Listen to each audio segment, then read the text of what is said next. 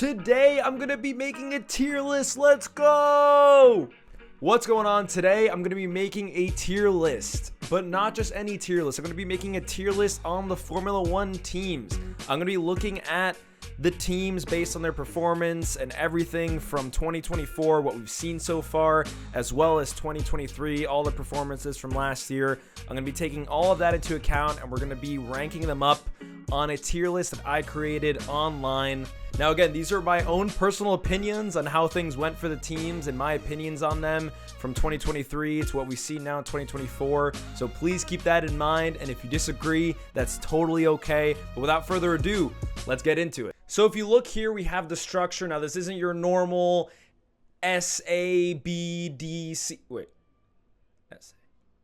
S, A, B, C, D. I forgot how to do the alphabet there. At the top of the tier list, we have Red Bull. Obviously, they have their own category because no one is touching them this year. No one was touching them last year. They get their own category. We move on. F1 Championships, if there was no Red Bull. And then we have dependable, but kind of mid. Then we have the best of the rest, which is pretty much like the better of the bottom 5 of the teams. And then we basically have... Sometimes maybe good, sometimes maybe shit. And then just simply, why are they even here? All right, so obviously the first one's pretty easy. We just have Red Bull and we slide them in there. I don't know why the image doesn't look that good, but Red Bull's up there. Again, for pretty obvious reasons, Red Bull won every single race in 2023 except one. That's an insane record, an insane win percentage. So no one touched them last year. They've won the first 2 races, 1 and 2 of this season. And even in 2022, after Ferrari kind of fell away from them, they were just off. So I think 2022, 2023, 2024, Red Bull has just been up there. It's really hard to compete with these guys. They've just mastered this new regulation set. We move on. F1 Championships in a no Red Bull world. Now, this is looking at the rest of the teams that were really, really good, but because Red Bull exists, they could not actually fight for that first. Now, I had a little bit of trouble figuring this one out just because last year Aston Martin was so good, and obviously this year the performance isn't completely up there, but I'm going to include 2023 performance just because we're not obviously fully through 2024, right? So I think Aston Martin, they were really, really strong in the first half of the season. And then at some point along the way, they lost it. I don't know if their upgrades didn't work out or what exactly went wrong, but they fell apart a little bit. Alonso still managed to get a couple more podiums after the second half of the season, but again, not a lot happening there after that. And then they've just been pretty mid this year. So maybe, I don't know if I want to take the average of that or just consider them at their best. I'm going to put a pin on that right now.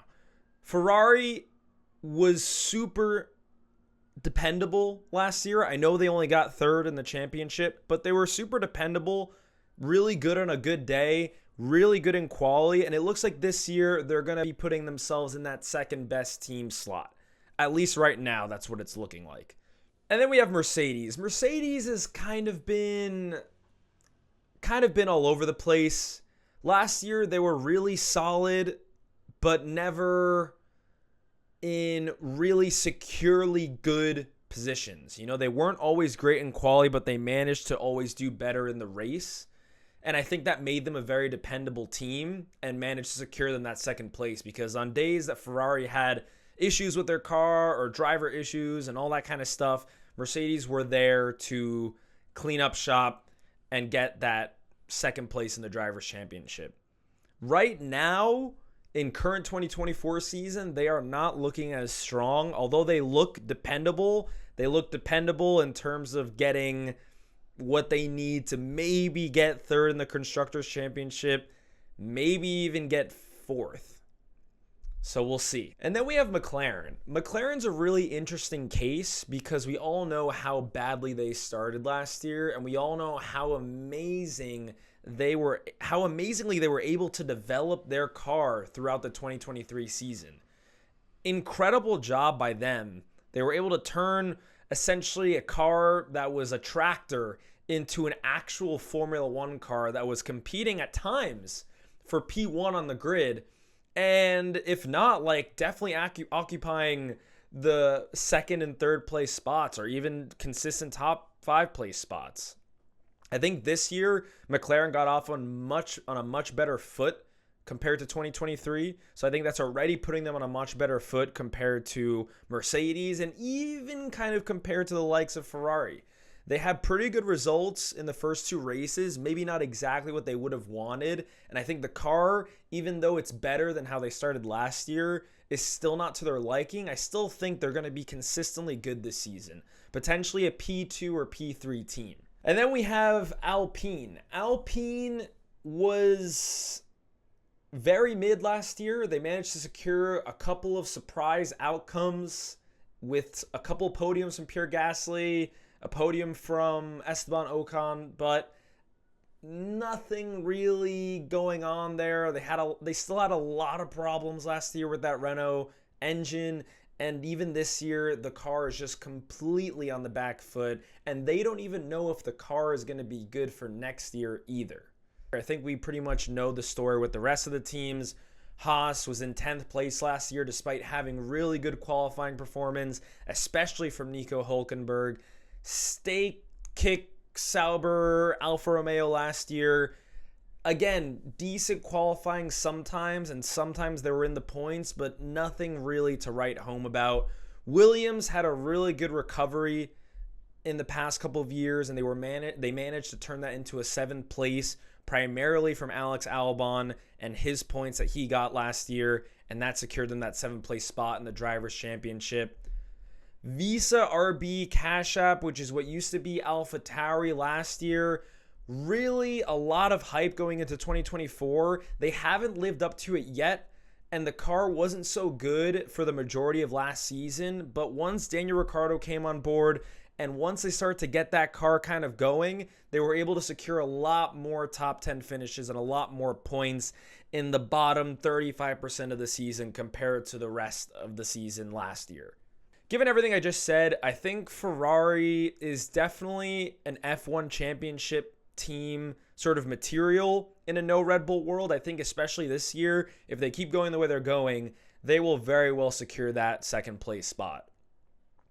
And even though, given their performance last year, I think given the more or less consistency they had last year with the qualifying performance combined with the qualifying performance this year and the overall consistent performance of the car, I think this still warrants them being an F1 championship if Red Bull never existed.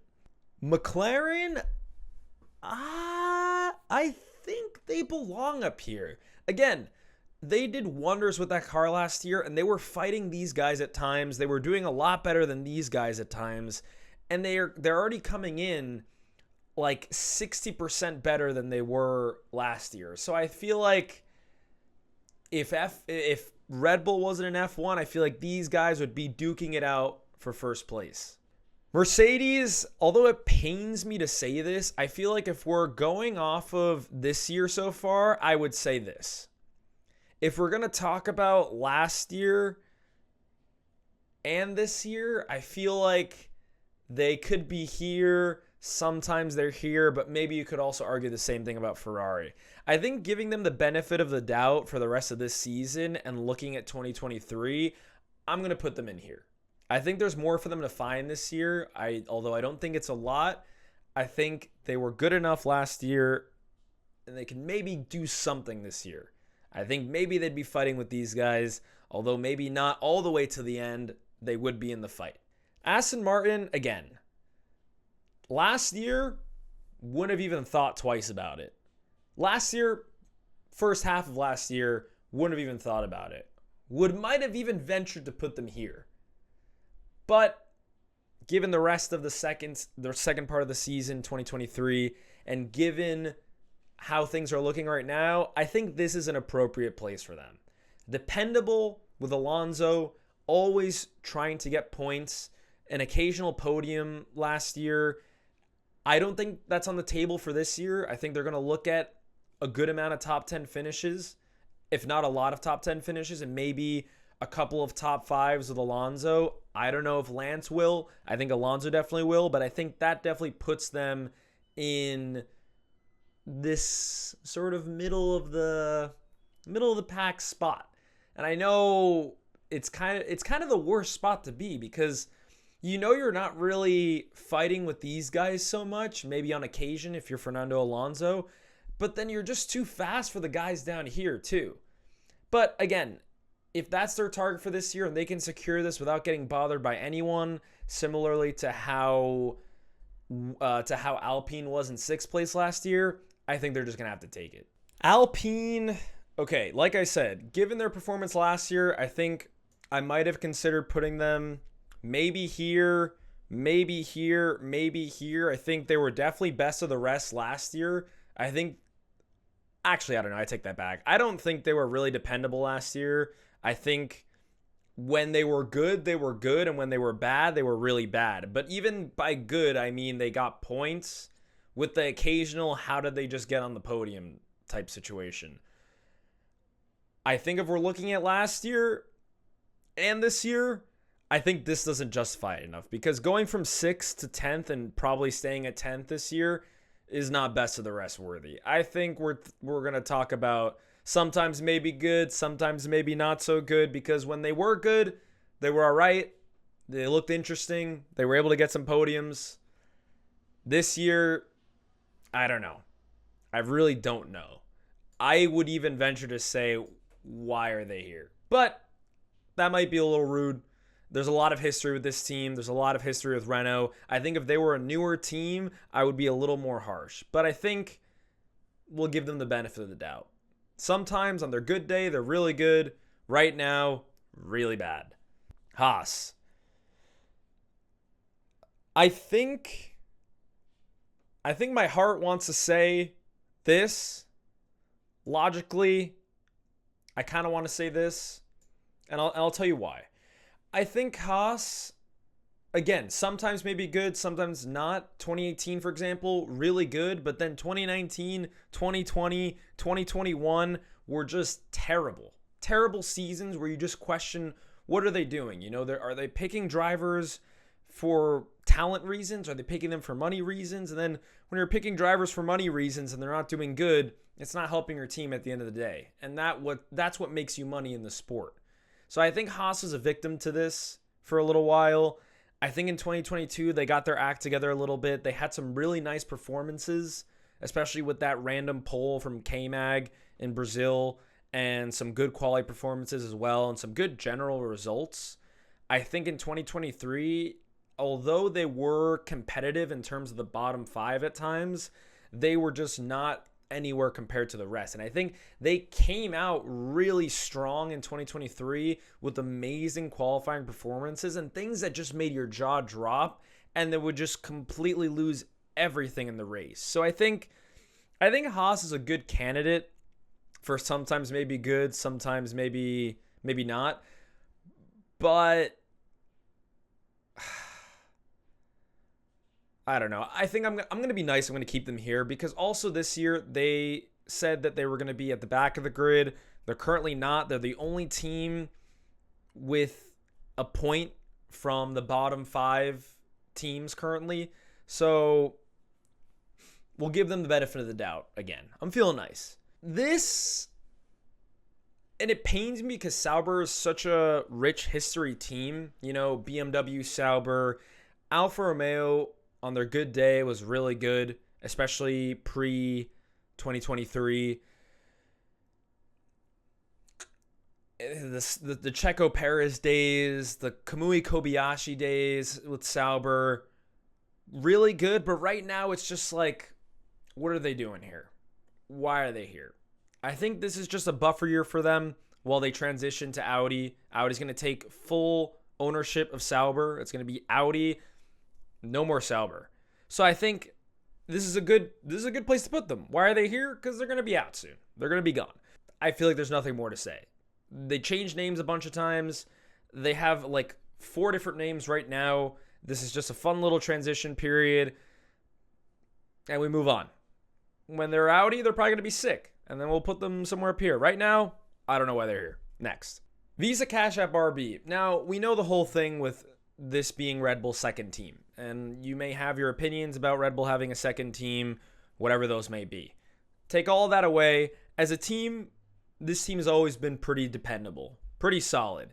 I know the last couple of years haven't been great, but if you look at their history, they've always been pretty solid. The first overall Red Bull organization win was actually with the Red Bull Junior team when they were Toro Rosso. And eventually they turned into AlphaTauri, have some really good results with Pierre Gasly with that one win in Monza in 2021. Pretty good results in 2021 in general. They were able to secure 6th place in the driver's standings. 2022 was a bit of a mess. They weren't that good, but they were still able to get points on occasion. 2023, they really did something to that car in the last part of the season, and they were just cracking it down. Potential top 5 finishes, top 10 finishes. They were strong. And I think the trajectory this year is to keep going that way. And although they're not there yet this year, I feel like the vision is there for this team. And See what they're doing, what he's doing. I can see it, I feel it. He's cooking. And they're trying to identify more closely to the Red Bull design and Red Bull foundation. Just kind of, they're not trying to make another Red Bull, but they're trying to get as close as they can within the rules. So I think this makes them dependable. I don't know. I guess you could say dependable at mid just because, I think as a junior team, they're never going to try to get into the top 3. They're never going to try to get into the top 5 because that's going to raise some eyebrows, right? So you could argue they're always going to try to be best of the rest. But in general, they've always been relatively dependable. You could depend on an AlphaTauri, on a Toro Rosso to get maybe not always a top 10 result, but you could almost always expect it to get up there near the top 10. Even if it's an 11th, that's still, pretty impressive performance. So I think this car is definitely dependable. I think it has to be mid. I think it just has to. So I don't know, best of the rest, I feel like is different in this situation with VCarb. Because, yes, they do kind of have to be best of the rest. They do also kind of have to be mid. But I think they're definitely really dependable. I think their driver lineup is super dependable. Even with Pierre Gasly and Yuki Tsunoda in 2022, even with Daniel Ricciardo and Yuki, and even when Liam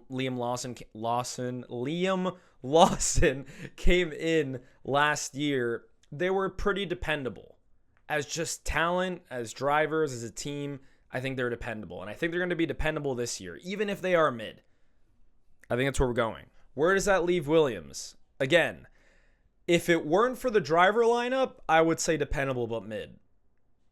So because of that, I think they're just best of the rest. I think overall, their lineups are pretty good compared to the rest of these guys. I know I don't mean to throw shade on Valtteri Bottas or Hülkenberg or Magnussen or Gasly or Ocon, but I think car and driver combination, I think this team is doing the best. I think Williams is sort of doing the best in terms of team and driver combination, and at least how the drivers adapt to their cars. I think overall they're just right there. I know they're probably not going to get 6th place this year, and if they do, that's really good for them, and I think that will really put them in as best of the rest. But I think overall, foundationally, team principle wise, I think foundationally and structurally, I think this team is best of the rest material. Going into this year, going into next year, I think they're there. I think if they improve the driver lineup in the future, I think this is absolutely where this team belongs. I know Albon's not going to stay there forever, but I think if they can build down the foundation now, I think they're in it. I think they're in there for best of the rest. And maybe one day we'll see them up here, but I think let's not get ahead of ourselves. I think this is a good spot for them. So yeah, that was my tier list. Again, these are my personal opinions on the F1 grid for the constructors. If you disagree, again, that's totally fine. And if you do disagree, feel free to let me know in the comments below. What don't you agree with? What would you have done differently? If you agree with me, let me know too. Let me know how you would have done this, how you would have structured it, what your tier categories would have been. Let me know. Let me know in the comments, and also feel free to like and subscribe, and I will upload another tier list, maybe on the drivers. Adios.